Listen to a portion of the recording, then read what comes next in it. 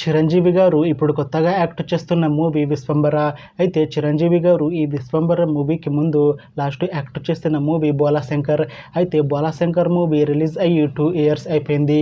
అయితే చిరంజీవి గారు 'Bhola Shankar' movie release తర్వాత 2 ఇయర్స్ టైం గ్యాప్ తీసుకొని ఇప్పుడు మళ్ళీ ఈ 'విశ్వంబర' మూవీలో యాక్ట్ చేస్తున్నారు చిరంజీవి గారు.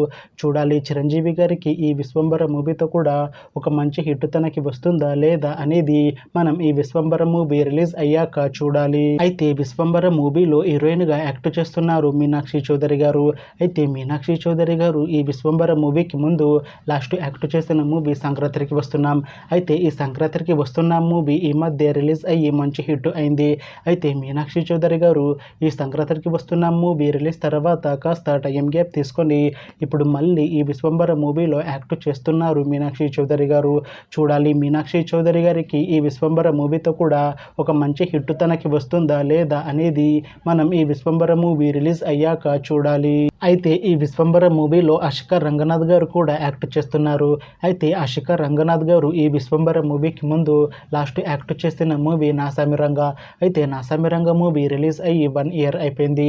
అయితే ఆషికా రంగనాథ్ గారు 'నాసామిరంగా' మూవీ రిలీజ్ తర్వాత 1 ఇయర్ టైం గ్యాప్ తీసుకొని ఇప్పుడు మళ్ళీ ఈ 'విశ్వంబర' మూవీలో యాక్ట్ చేస్తున్నారు ఆషికా రంగనాథ్ గారు.